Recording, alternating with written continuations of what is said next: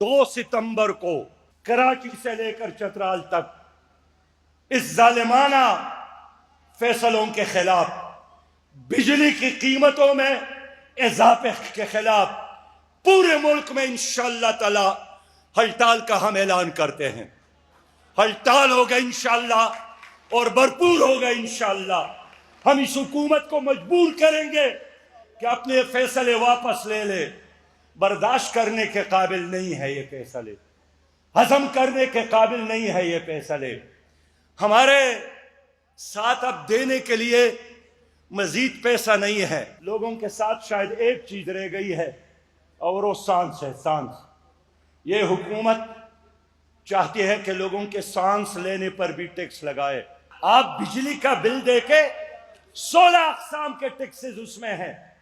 बाबा किस चीज का टैक्स आप इसमें डालते हैं? मैंने जो